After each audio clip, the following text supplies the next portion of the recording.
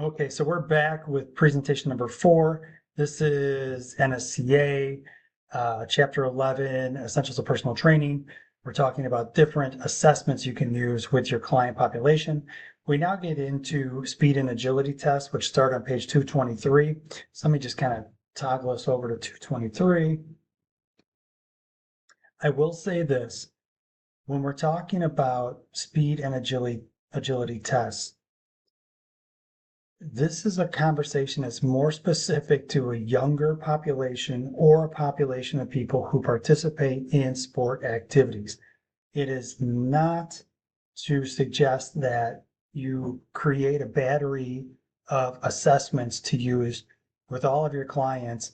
And even if that client is 75 years old, that you're going to do a 300-yard shuttle or a 5-10-5. That is not to infer this at all, but realize it's the appropriateness of these types of tests. What we saw in the other presentation was you have a 1-mile run that's appropriate for ages 6 to 17, but a Rockport walking test would be more appropriate for an elderly population. You can have conversations regarding speed and agility and change of direction with your elderly population, but you're probably not going to have them do some of these tests. Just saying. But I'll go through and explain them anyways. I've done these a ton of times with my athletic population. I've done them wholesale, going through entire football teams and administering these tests. Most athletes are familiar with these tests and understand these assessments and understand the purposes behind them. And to a certain degree, most athletes train very specifically to perform better on these assessments because of their specificity to their sport. All right, straight line sprint test. What they list here is a 40-yard dash. Now, 40-yard dash is kind of the granddaddy, if you will, of what most people would say is a measurement of speed. In actuality, 40-yard dash is a little bit more inclined to be a measurement of one's acceleration, ability to go from 0 to maximal speed. And you'll hit that maximal speed sooner, if I can say it this way, if you are faster. It takes longer for people who are a little bit slower to kind of ramp up and get to their top speed. What you have is with a 40-yard dash is it's a measure of just outright acceleration. When you watch like a 100-meter race done in track, you see the acceleration curve very pronounced over the first maybe 60 meters or so. But the last 40 meters are all about holding on for dear life. So it's not like you're gaining much more acceleration past probably even 50 meters to 60 meters, but it's about trying to maintain your speed. That first part of the race, though, the first 40 to 50 meters, it's all about acceleration, and that's what a 40-yard dash does. So they're very specific in terms of the setup, and you have a start, and then you have a 10-meter cone, and then you have a finish, and you have a 5-meter cone. You'll oftentimes have electric speed traps, like little cat eye speed traps, where they'll have hand on a sensor. They have a speed trap right here, and then they have another sensor here where it measures how quickly the person runs past the first sensor and then how quickly they run past the last sensor, and that's how they measure the time.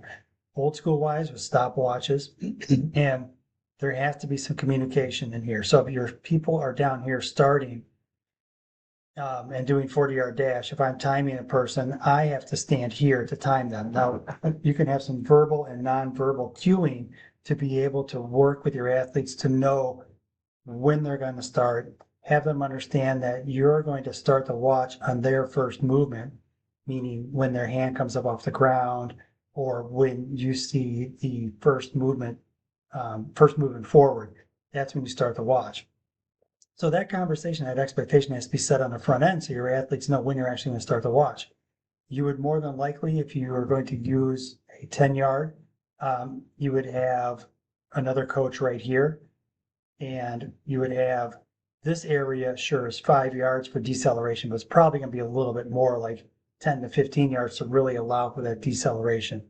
Moving on here, if we go into next exercise for speed and agility, 300-yard shuttle. This is a grinder of a test. I've administered it. I've done it. I've used it for conditioning for myself when I played sports in college, and I've administered it for conditioning as a coach for sports in high school and in college. And it's a 25-yard course and sprint, touch, sprint, touch, sprint, touch, back, forth, back, forth, back, forth, back, forth to reach the cumulative total of 300 yards. So like, for example, as a coach, I've used this where my athletes do a 300-yard shuttle. I give them a prescribed amount of recovery time, excuse me, and then they have to run a second 300-yard shuttle, but they have to do it within 10% of the first. So if they did, 60 seconds, just say, they have to run the next one in 66 or better.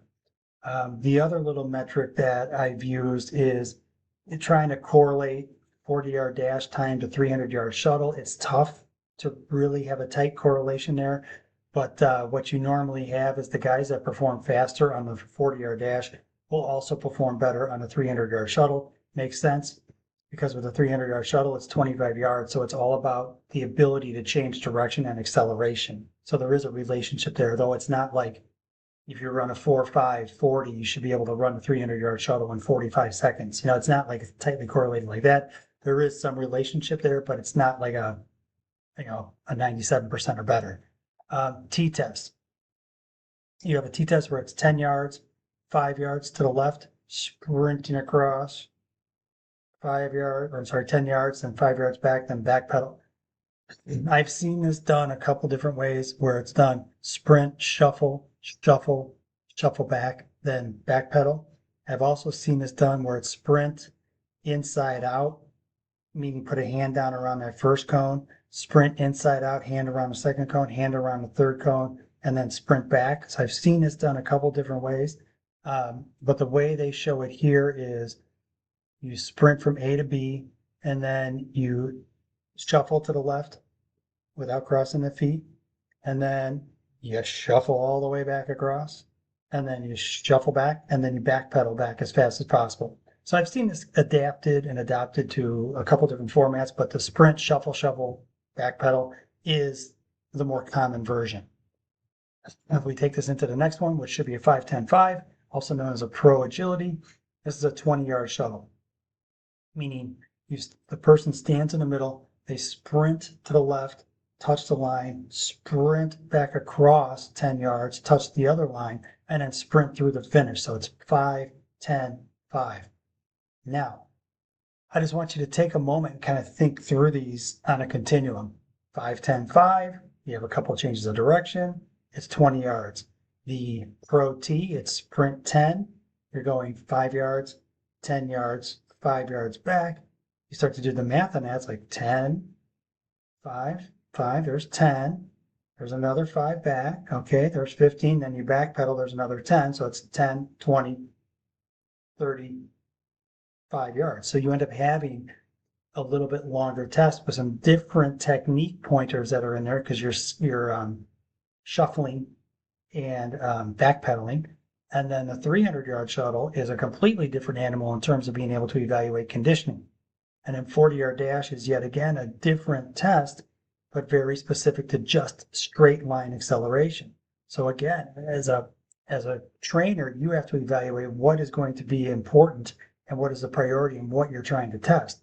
I would also tell you, if you're utilizing several of these tests as kind of a much larger test battery, you're probably not going to run your 300-yard shuttle first and then try to do a 5-10-5 or try to do a 40-yard dash afterwards. You might even run a 300-yard shuttle as a standalone on its own day because it's so taxing to the body. So it just comes down to how you want to organize your testing. So with that, I'm going to drop myself back over to our start page. Hold on 1 second. Yep, and we just went through speed agility, 223 to 226. Next up will be muscle strength, power, and endurance. I'm going to try to do those all in one presentation. Here we go.